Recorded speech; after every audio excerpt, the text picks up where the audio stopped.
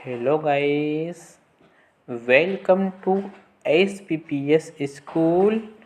Today we see Chapter 4 इस्लाम का उदय और विस्तार लगभग 570 से 1200 ईस्वी of 11th class history. Watch the video from start to end. If you like the video, then please like and share. आइए हम chapter 4 इस्लाम का उदय और विस्तार लगभग 570 से 1200 ईस्वी का सॉल्यूशन कर लेते हैं। ठीक है, इसमें हम पहले क्वेश्चन आंसर डिस्कस कर लेते हैं। फर्स्ट क्वेश्चन दिया गया है, 7वीं शताब्दी के आरंभिक दशकों में बेदुइयों के जीवन की क्या विशेषताएं थी? 7वीं शताब्दी के आरंभिक दशकों में बेदुइयों के जीवन की क्या विशेषता थी? इसका आंसर देखते हैं। 7वीं शताब्दी में अरब का समाज अनेक कबीलों में विभाजित था। ठीक है, 7वीं शताब्दी में अरब का समाज अनेक कबीलों में विभाजित था। प्रत्येक कबीले का नेतृत्व एक शेख द्वारा किया जाता। ठीक है, प्रत्येक कबीले का नेतृत्व एक शेख द्वारा किया जाता था। वह कुछ सीमा तक पारिवारिक संबंधों के आधार पर तथा व्यक्तिगत साहस, बुद्धिमत्ता और उदारता के आधार पर चुना जाता था।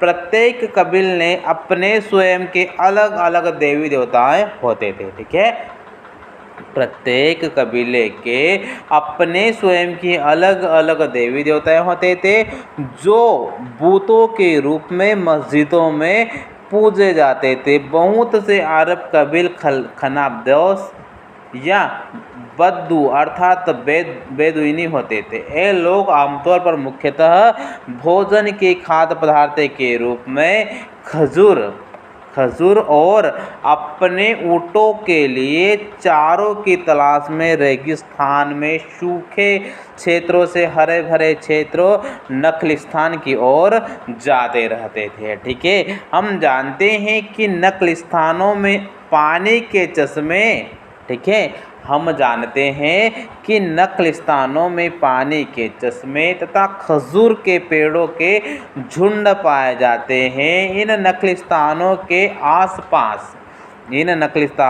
आसपास बेदुइनी छोटी छोटी खेती करके अपनी आवश्यकता अनुसार अनाज उत्पन्न कर लेते थे। ठीक है, अनाज का भूसा ऊँटों के चारे के काम में आता था। ठीक है, अनाज का भूसा ऊँटों के चारे के काम में आता था। अरब कबीलों में राजनीतिक विस्तार तथा सांस्कृतिक समानता लाना आसान काम नहीं था। उनमें परस्पर अपने अपने कबीलों के वर्चस्व के कायम रखने के लिए प्रायः झगड़े होते रहते थे। ठीक है, प्रायः झगड़े होते रहते थे। अतः उनका जीवन संघर्षशील और युद्धों में उलझा हुआ था। ठीक है, अतः उनका जीवन संघर्षशील और युद्धों में उलझा हुआ था। ठीक है, ऊँट उनके परिवहन का मुख्य साधन था। ठीक है, ऊँट उनके परिवहन का मुख्य साधन था, सुख दुख का साथी था। ऊँट के बिना रेगिस्तान में उनका जीवित रहना असंभव था। ठीक है, जिसके अतिरिक्त बदुइयों का जीवन रेगिस्तान की शुष्क रेत के समान ही शुष्क बन गया। निसंदेह रेगिस्तान की जलवायु ने उन्हें कठोर तथा बर्बर बना दिया। ठीक है, अरबों में मूर्ति पूजा का प्रचलन था।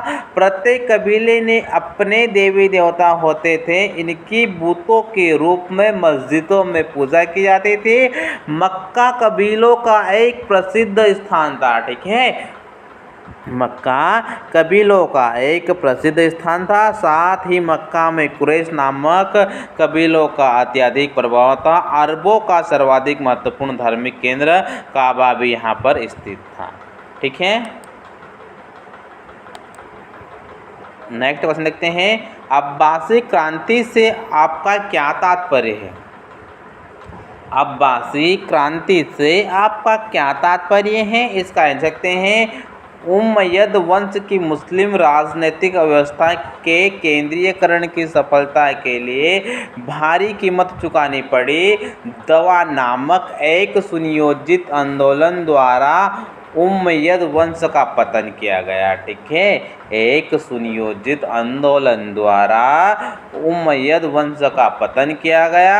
सन 1750 में इस वंश की जगह अब्बासियों ने ले ली, जो मक्का के निवासी थे। अब्बासियों में उमय्यद शासन को दुष्ट बताया और यह पेशकश की कि वे पैगंबर मोहम्मद के मूल इस्लाम की पुनर्स्थापन न करेंगे। इस क्रांति से न केवल वंश परिवर्तन हुआ, बल्कि इस्लाम के राजनीतिक ढांचे और उसकी संस्कृति में भी भारी परिवर्तन आए। ठीक है, अब्बासियों का विद्रोह खुरासान। अब्बासियों का विद्रोह खुरासान के बहुत दूर स्थित क्षेत्र से शुरू हुआ। यह स्थान इतना ज़्यादा दूर था कि दमिश्क से बहुत तीव्रगामी घोड़ों से 20 दिन में वह पहुंचा जा सकता था। ठीक है, खुरासान में अरब ईरानियों की मिलीजुली आबादी थी। यहाँ पर अधिकांश सैनिक इराक से आए थे। ठीक है, यहाँ पर अधिकांश सैनिक इराक से आए थे और वे सीरियाई लोगों के वर्चस्व से असंतुष्ट थे। खुरासान की अरब नागरिक उमय्यद शासन की घृणा करते थे।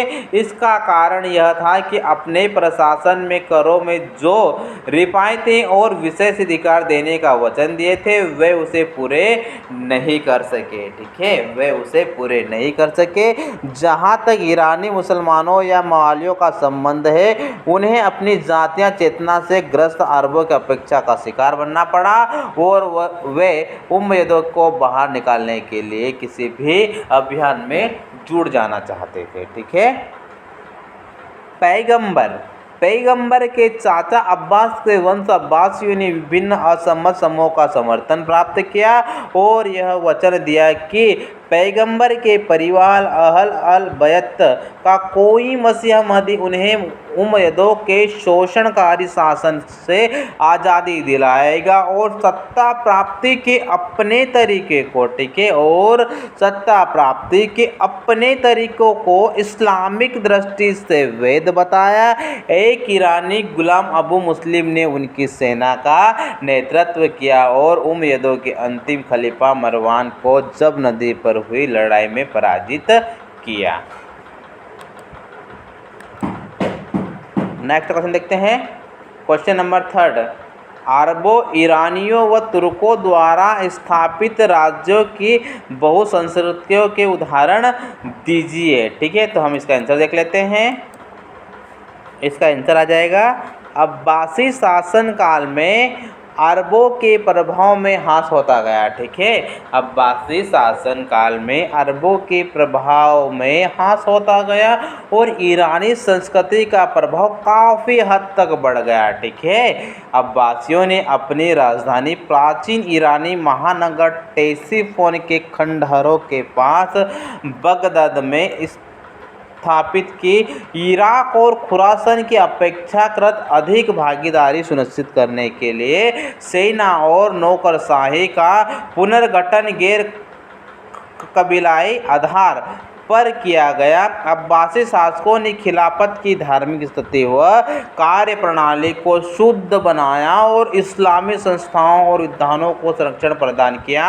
उन्होंने उमय्यदों की उत्कृष्ट शाही वास्तुकला और राज दरबार के व्यापार समारोह को परंपरा को बनाए रखा। ठीक है, इस्लाम धर्म के प्रचार प्रसार में अरबों, ईरानियों व तुर्की ने महत्वपूर्ण भूमिका निभाई। ठीक है, इस्लाम धर्म के प्रचार प्रसार में अरबों, ईरानियों व तुर्की ने महत्वपूर्ण भूमिका निभाई। अरबों का वर्चस्व अरब व सीरिया, ईरानियों का इराक व ईरान तथा तुर्कों का बुराक, खुरासान व ऑक्सास आदि पर था। प्रत्येक राज्य में गैर मुस्लिम लोगों से कर प्राप्त कर लेने के बाद उचित आचरण किया जाता था। उनकी अपनी संपत्ति रखने और उनको अपनी संपत्ति रखने और आर्थिक कार्यों की पूर्ति के लिए अधिकार प्राप्त थे। ठीक है। दूर स्थित प्रांतों पर बगदाद का नियंत्रण दूर स्थित प्रांत पर बगदाद का नियंत्रण कम होने से 9वीं शताब्दी में अब्बासी राज्य कमज़ोर हो गया। इस कमज़ोरी का एक प्रमुख कारण अरब समर्थक व ईरान समर्थकों की आपसी विचारधारा में बदलाव लाना था। ठीक है। इस्लामी समाज सन 950 से 1200 के मध्य किसी एकल राजनीतिक व्यवस्था और संस्कृति की एकल भाषा से एकजुट नहीं रहा। ठीक है।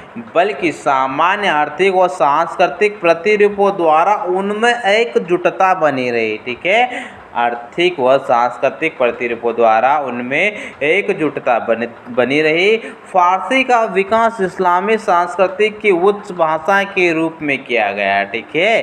फारसी का विकास इस्लामी संस्कृति की उच्च भाषा के रूप में किया गया।